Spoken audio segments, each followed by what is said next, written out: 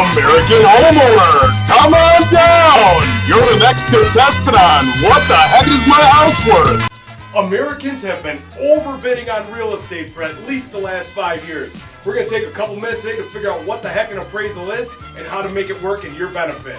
Hey, it's your buddy, it's your mortgage guy, Jamie Millhiser here.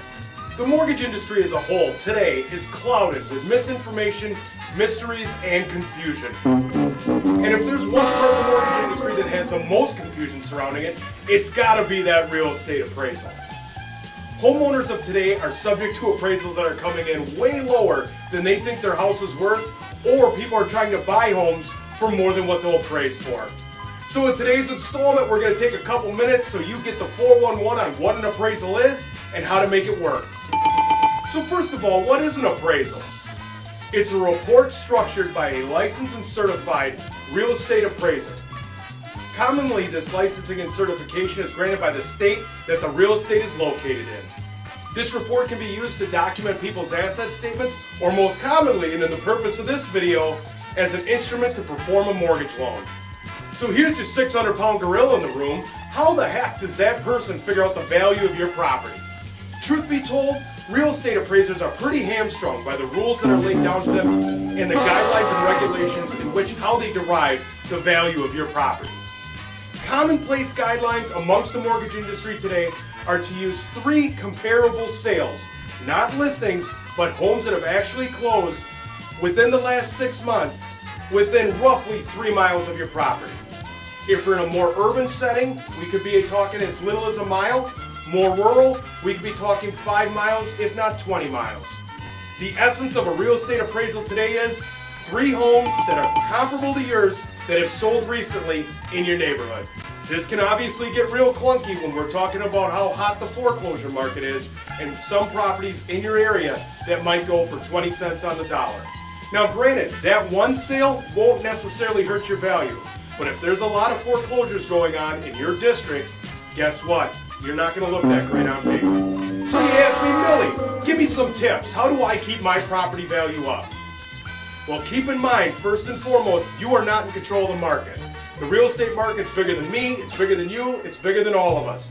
So if you're up against these comparable sales, don't sweat it too hard. You can always check your value again in maybe 6 months and see what's sold. But you're basically powerless to what might be going on with homes in your neighborhood. But always keep your property up to date and maintained. A home kept in good condition will always appraise better than one that needs some work. Also, keep in mind that I don't like having this conversation with people. If you put 10 grand in windows or 10 grand into a new roof, that does not mean your house just appraised for 10,000 more than it would have before the project.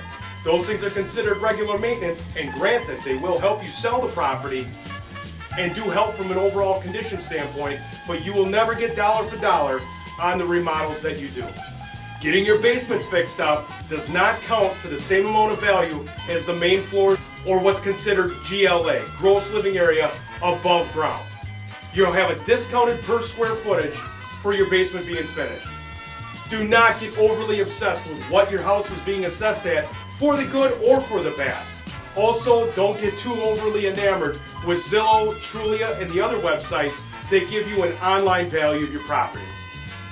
The only true way to gauge what your property is worth is to do what appraisers have to do and use the approach called the sales comparison approach.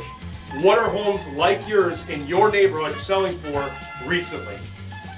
Remember the age-old adage, it's only worth what you can get for it. And the sales comparison approach is the best way we know to tell you that answer. Another thing to consider is age and economic life of the property. We run into a lot of clients that have a 40-year-old home and they're trying to compare it to a 5-year-old home in their neighborhood. Doesn't work like that. You have to look at properties that are comparable in age and what's called economic life. And the age-old adage still holds true today. What are the 3 most important words in real estate? Location, location, location. Depending on where your property's at, especially like in my market, the Fox Cities, that value can fluctuate greatly. Keep in mind, we're talking about what it's worth in the neighborhood it's in. So there you go, quick, fast, in a hurry. Some appraisal 101 so you don't lead yourself into frustration or possibly buy a property that's not going to appreciate the way that it should. I'm Jamie Millhiser, and only you can help control the floating interest rate situation. Make sure your loan is locked and disclosed. Goodbye, everybody. Hey, follow me on Twitter